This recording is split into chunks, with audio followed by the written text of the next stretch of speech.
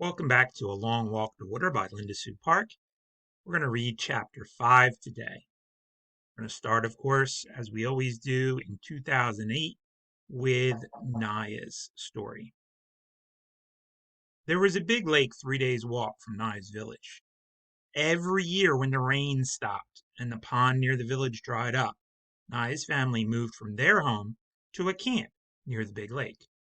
So it's the dry season. The rainy season is over. It's now the dry season. So their pond dried up. So there's nowhere for Naya to walk to get water. So they have to move to a different place near a big lake. Naya's family did not live by the lake all year round because of the fighting.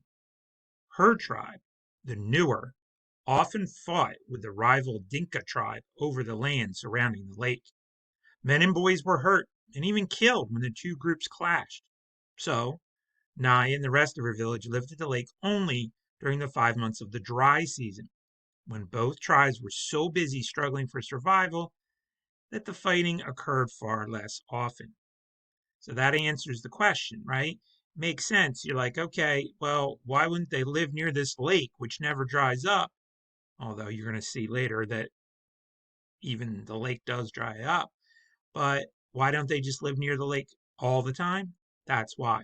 Because the Dinka and the Newer were fighting over it, so it was safer to go back and live where she lived during the rainy season. Like the pond back home, the lake was dried up, but because it was much bigger than the pond, the clay of the lake bed still held water. Now, his job at the lake camp was the same as at home, to fetch water.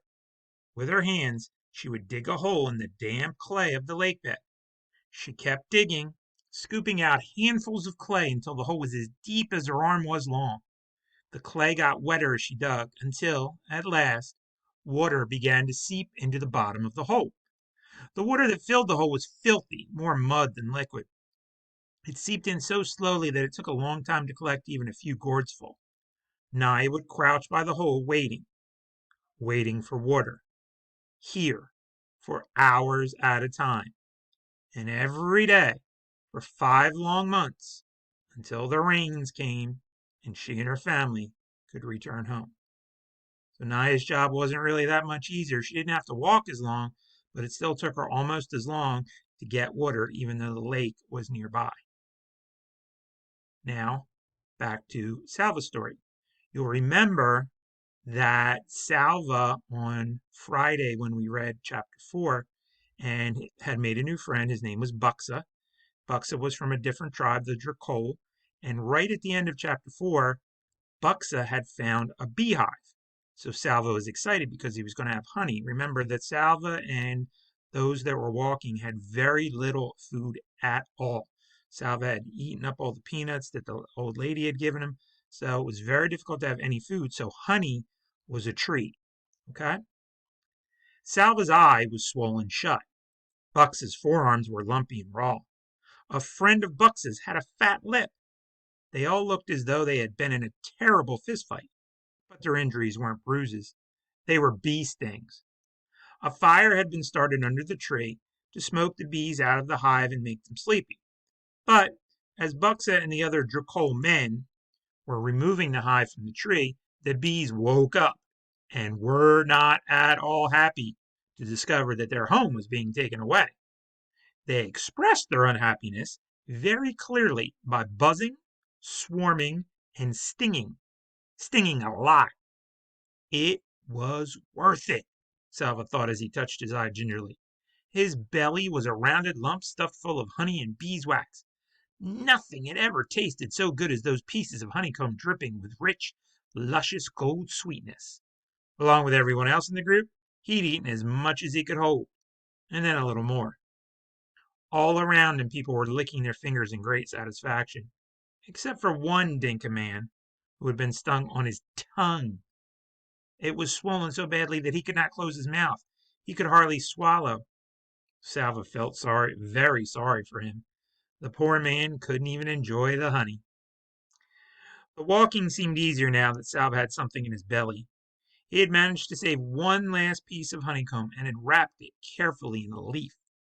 By the end of the next day, all the honey was gone, but Salva kept the beeswax in his mouth and chewed it for the memory of sweetness.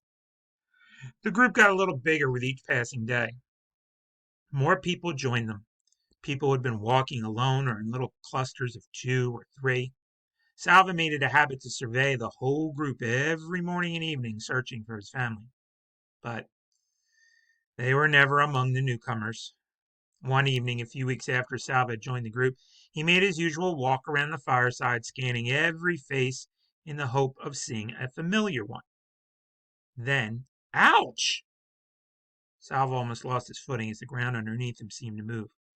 A boy jumped to his feet and stood in front of him. "Hey, that was my hand you stepped on." The boy spoke Dinka, but with a different accent, which meant he was not from the area around Salva's village. Salva took a step back. "Sorry, are you hurt?" The boy opened and closed his hand a few times and then shrugged. "It's all right. You should really watch where you're going." "Sorry," Salva repeated it. After a moment's silence, he turned away and began searching the crowd again. The boy was still looking at him. "Your family?" he asked. Salva shook his head.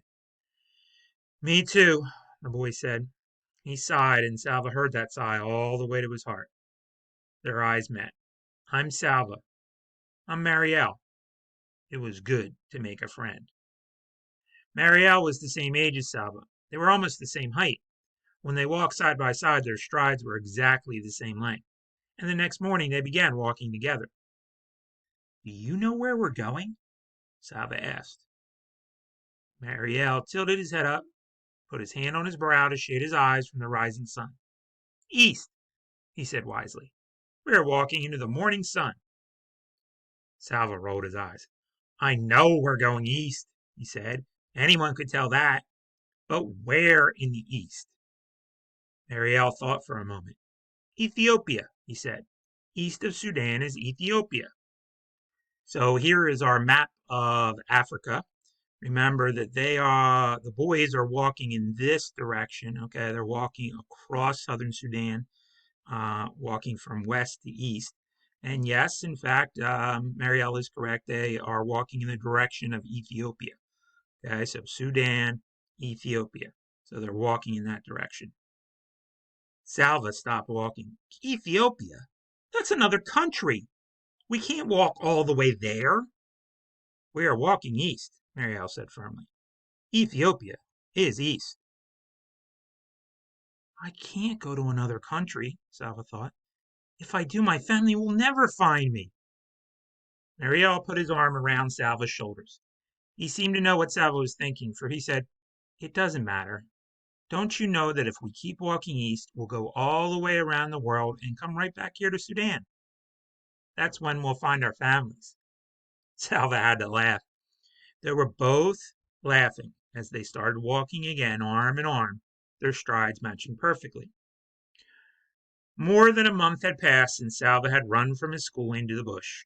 The group was now walking in the land of the ALWtW people.